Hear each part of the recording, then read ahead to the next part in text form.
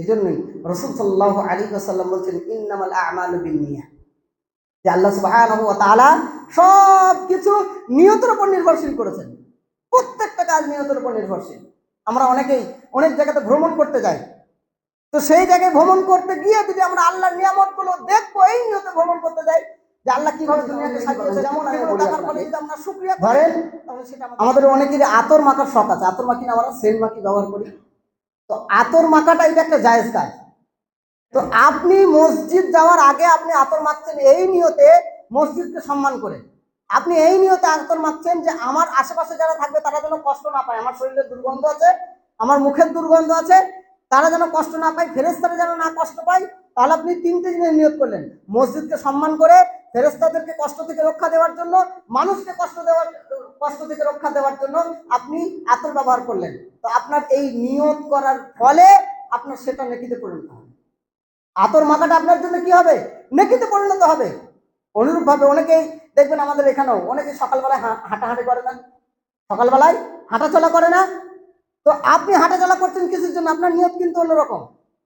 কিন্তু আপনি যদি হাঁটা চলাটা এই নিয়তে করেন যে আমি হাঁটা চলা করবো, তাহলে আমার শরীর সুস্থ থাকবে, আমার শরীর সুস্থ থাকলে আমি সিয়াম পালন করতে পারবো, আমি সালাত আদায় করতে পারবো, আমি তাহাজ্জুদের নামাজ পড়তে পারবো, এই নিয়তে আপনার শরীর চর্চা করছেন, খেলাধুলা করছেন। শুধু নিয়তের পার্থক্য। আপনি এতদিন করছিলেন কি নিয়তে? যে আমার শরীরটা ঝরে যাবে, মোটা হয়ে যাচ্ছি, আমার সুগার আছে। কিন্তু ওই নিয়তটাকে আপনি চেঞ্জ করেন যে আমি শরীর চর্চা করবো যাতে সুস্থ থাকি, আর এই সুস্থ থেকে আমি আল্লাহর ইবাদত করব। একটু নিয়তের হেরফের, এই নিয়ত করার ফলে আপনি যতক্ষণ হাঁটবেন ততক্ষণ ইবাদত করবেন। এই জন্যই রাসূল সাল্লাল্লাহু আলাইহি ওয়াসাল্লাম বলছেন, ইন্নামাল আ'মালু বিন্নিয়াত, যে আল্লাহ সুবহানাহু ওয়া তাআলা সবকিছু নিয়তের উপর নির্ভরশীল করেছেন।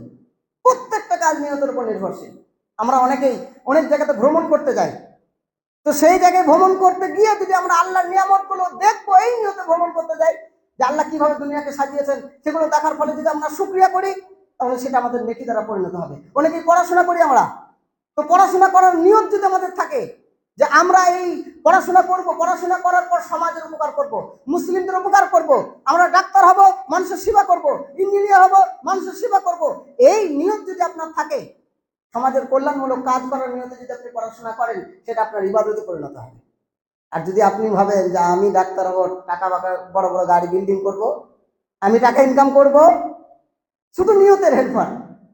সম্মানিত উপস্থিতি, তো যে কোনো জায়েজ কাজ, নিত্য প্রয়োজনীয় কাজ যেগুলো আমরা করি, আমরা ভাবি যে এগুলো কিচ্ছু নাই, সেগুলো আপনার নেকিতে পরিণত হবে যদি আপনি নিয়তকে স্বচ্ছ করেন এবং আল্লাহর কাছে নেকির আশা করেন যে আমি এই কাজটা করছি, আল্লাহ আমাকে নেকি দিও, এবং এই কাজটা আমি আল্লাহর সন্তুষ্টির জন্য করছি, নিজের জন্য না, তাহলে আপনি নেকি পাবেন।